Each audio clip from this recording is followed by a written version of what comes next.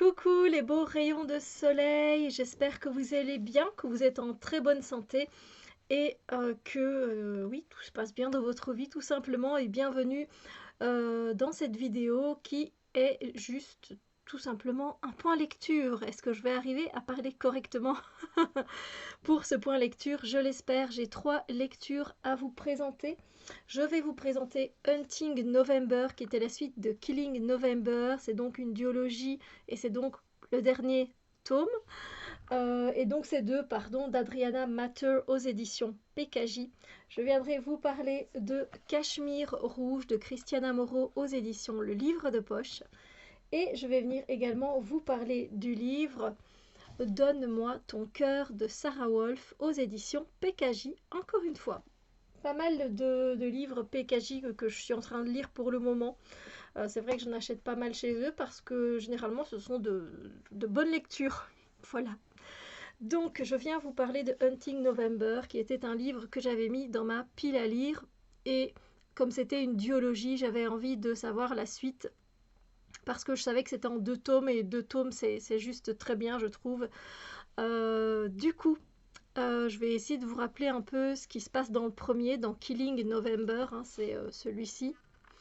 Dans Killing November, on se retrouve avec November qui est une jeune fille qui est directement se retrouve dans une académie un peu particulière où il n'y a pas d'électricité, tout est allumé à la bougie, il n'y a pas de wifi, on ne sait pas où se trouve cette académie et son père l'a envoyée en express là-bas, elle ne sait pas pourquoi, mais les gens là-bas en tout cas essayent de l'assassiner. Voilà. Les cours qu'on donne ne sont pas les cours d'une académie normale, d'un collège normal. On ne va pas y retrouver des maths et des sciences, mais plutôt des cours de stratégie, des cours de politique, des cours de poison, des cours de des cours d'arc à flèche, des cours au couteau. Bref, voilà, ce genre de choses. Donc, November se demande bien ce qu'elle fait là, pourquoi son père l'a envoyée là-bas. Elle comprend qu'il y a des clans. Et dans le deuxième, eh bien, on sort de l'académie et on va continuer à être dans l'action. C'est une duologie qui est très palpitante, c'est un vrai page-turner, on a envie de savoir ce qui se passe. Moi, je trouve que tous les personnages étaient au top. Je n'ai rien à redire. J'ai mis un 5 sur 5. Pourtant, c'est pas un coup de cœur. Voilà, cette duologie n'est pas un coup de cœur. Mais parce que j'ai passé un beau moment. C'était comme si je regardais une série TV. Et voilà, je trouve que la fin, pour moi, elle se termine bien. Voilà, c'est super. Donc voilà, 5 sur 5. Et si vous avez envie de quelque chose de divertissant, qui va vous faire penser une petite série ou des petits téléfilms comme ça, avec de l'action et de la stratégie, etc., n'hésitez pas, c'est vraiment sympa. Et ça se lit très facilement. Voilà. Ensuite, je vais venir vous parler de Cachemire Rouge de Christiana Moreau, qui est une autrice belge aux éditions Le Livre de Poche. Et malgré sa petite taille, il est bouleversant et il est très touchant parce qu'on va parler d'une thématique particulière vu que c'est la consommation c'est la fast consommation. Voilà, fast consommation des vêtements particulièrement. Donc, et du coup des conditions de vie misérables de ceux qui créent nos vêtements. Voilà.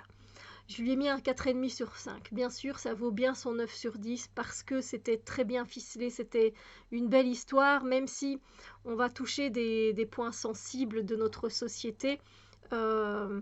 C'était un livre que il me devait d'être lu.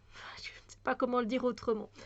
Cachemire Rouge, on s'embarque avec Bolorma. Bolorma qui est une jeune fille, une jeune adolescente mongole qui vit dans les steppes de Mongolie avec sa famille nomade, ses 2 frères, son père et sa mère.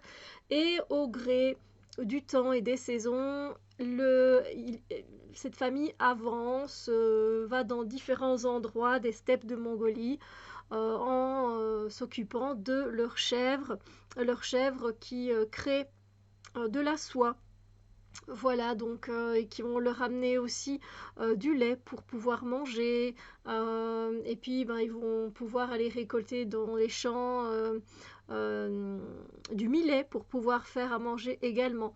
Ils font rarement des sacrifices de leurs bêtes pour pouvoir manger. Ils vraiment prennent plus le lait pour se nourrir et ils vont trouver plus des plantes, de l'orge, du millet dans la nature. Euh, Par contre, avec la laine qu'ils doivent retirer hein, quand l'animal commence comment dire, il commence hum, à muer, c'est ça, quand il commence à muer, eh bien, évidemment, ils doivent couper la laine qui ne sert plus et pour pouvoir que l'autre laine, la nouvelle laine, repousse bien évidemment. Et il y a une couche particulière qui permet de fabriquer de la soie. Et ici, les temps sont assez rudes parce que les hivers sont très caniculaires et non, les étés sont très caniculaires et les hivers sont très rigoureux. Et donc, ils perdent beaucoup de bêtes en hiver parce qu'ils n'ont pas de quoi leur donner à manger, parce que les récoltes en été n'ont pas été assez suffisantes. Et donc, les deux frères prennent la décision d'aller en ville et donc le père doit céder.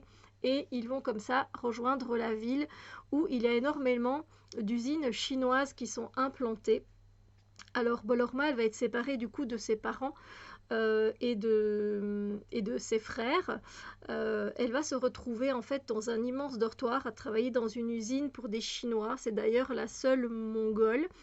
Et elle est un peu mise à l'écart parce qu'elle est mongole et qu'elle n'est pas chinoise et qu'il y a eu avec avec Genghis Khan et d'autres empereurs qui voilà, massacraient beaucoup de Chinois. Du coup, elle n'est pas très bien vue de par ce fait. Et elle commence à travailler 14 heures par jour pour une usine de vêtements. Elle commence à apprivoiser les machines et puis elle va dormir et c'est ça sa routine. Alors, juste avant qu'elle arrive dans cette routine, j'oublie de vous préciser un point assez important de l'histoire, c'est que euh, elle a, elle a eu le temps de créer un cachemire rouge, un pull de cachemire rouge qu'elle a fait naturellement, infusé dans des plantes pour qu'il prenne la belle couleur, etc. C'est sa grand-mère qui lui a appris ce métier à tisser. Et elle essaye de le vendre sur le marché pour pouvoir se faire de l'argent. Et il y a comme ça une Italienne qui arrive, qui essaye de parler en anglais avec elle, puis qui essaye de parler chinois, mais elle ne comprend pas. Pour finir, elle arrive à vendre son cachemire et elle lui donne 200 euros. Et la femme est toute... waouh, elle est toute époustouflée par le travail qui a été fait quand elle apprend que c'est la jeune fille qui l'a fait. Et du coup, elle lui tend une carte et elle dit si tu veux, elle fait j'ai du travail pour toi en Italie, viens quand tu sais. Bon, la jeune fille donc après est embarquée pour pouvoir travailler pour un salaire de misère dans des conditions de misère et elle va rencontrer une jeune chinoise qui va venir auprès d'elle, Xiaoli, et elles vont commencer à tisser une amitié et vont vouloir s'enfuir pour ne plus vivre cette vie-là. Donc à partir de là, je ne peux pas vous en raconter plus parce que c'est un roman qui est très court. Il fait 230 pages maximum, même pas. Mais voilà, sachez qu'on dénonce tout ce qui est fait made in Italy alors que c'est fait par des petites mains chinoises en Italie. Mais bon, voilà. Ça dénonce les conditions de vie misérables et tout ce qu'il peut s'y produire. Et c'est pas spécialement beau. Voilà, c'était renversant comme lecture. Et en même temps, je n'ai pas été triste de l'avoir lu. Voilà, j'étais contente d'avoir lu un livre comme ça. Ensuite, j'ai lu Donne-moi ton cœur de Sarah Wolf aux éditions PKJ. Alors, bon, c'était écrit assez grand, donc voilà, et il fait à peu près 400 pages, je crois. Mais ouais, on est à 395 pages, donc voilà, on est quasiment sur du 400 pages. Et ici, j'ai mis la note de 4 sur 5. On se retrouve avec Zera, qui est une sans cœur. Je vais lire mon petit résumé que j'ai là. Qui est une sans cœur, en fait, son cœur est retenu en otage par une sorcière qui s'appelle Chantenuit. En fait, ses parents ont été tués devant elle et au lieu de mourir, Chantenuit, la sorcière, a décidé de prendre son cœur Ainsi, elle pouvait rester en vie, mais sans émotion. Donc, c'est un monstre et elle a besoin constamment de se nourrir de viande crue. Sinon, il y a ces crocs qui poussent et elle a besoin de manger. Alors, elle peut aller jusqu'à dévorer des humains également, parce qu'elle n'a pas d'émotion. Voilà, son cœur est pris en otage dans une jarre et elle a déjà essayé de demander à Chante-Nuit, elle l'a supplié de lui redonner son cœur en faisant ce qu'elle voudrait, mais voilà, rien n'y fait, non. Et donc ça fait 3 ans qu'elle vit comme un monstre euh, et elle ne peut pas dépasser euh, une certaine limite de la forêt où elle vit Chante-Nuit parce que sinon son cœur va s'arrêter de battre tout simplement. Euh, et à un moment donné, en fait, il y a une guerre sous-jacente qui est là et apparemment il y aurait, c'est une deuxième guerre qui serait là, dans le sens où on dit que les sorciers vont vouloir attaquer les humains. Et évidemment, pour que ça ne se produise pas et pour pouvoir avoir quelqu'un en otage, pour ne pas provoquer cette guerre, on va envoyer Zéra à la cour royale pour séduire le prince Lucien et lui prendre son cœur. Et en échange, elle pourra retrouver son cœur. Voilà. Il va se passer beaucoup de choses. C'était là aussi très addictif. Moi, j'avais envie de retourner dans le livre, savoir ce qui allait se passer. Il y a des intrigues qui nous interpellent. On a envie de savoir la suite. Le deuxième tome est déjà paru. C'est une trilogie. Donc bientôt, je me commanderai le deuxième tome. Et j'ai hâte de connaître la suite parce que ça se termine un peu sur un cliffhanger. Ah, voilà, c'est comme ça que ça se termine, non? Et donc c'est vrai que c'est le genre de livre où on voudrait déjà avoir la suite pour pouvoir le lire. Mais c'était super sympa. C'était un royaume fantastique qui était bien fait, bien ficelé.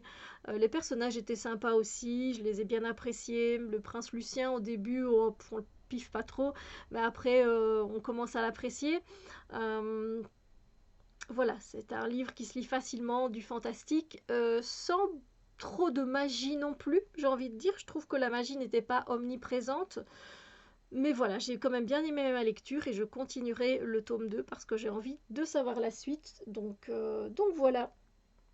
Sur ce, c'est ici que se terminent mes lectures. Vous voyez qu'il y a vraiment des lectures totalement différentes, hein, et je suis contente parce que j'avance pas mal dans ma pile à lire du printemps et de l'été. Je crois qu'il me reste, quand j'aurai fini ce que je lis, il me reste 2 livres et j'ai terminé ma pile à lire du printemps et de l'été. Donc voilà, je suis plutôt contente. Donc vous avez vu qu'il y a du fantastique et un petit peu de sorcellerie, qu'on est plutôt sur du vrai, du réel, du contemporain. Et on est également dans une histoire de stratégie, de clan, de politique, mais vraiment, c'est pas du haut perché, quoi. Ça se lit très facilement. Donc voilà, j'espère que ces lectures vous ont peut-être donné envie de vous pencher sur l'une d'entre elles. Si oui, dites-moi quel livre vous attire le plus dans ce point lecture. Dites-moi aussi ce que vous êtes en train de lire pour le moment. Ça me fera plaisir d'échanger avec vous. C'est toujours un domaine que j'apprécie beaucoup. Sur ce, je vous souhaite une magnifique journée. Je vous dis à très bientôt pour d'autres vidéos. Voilà, bisous lumineux.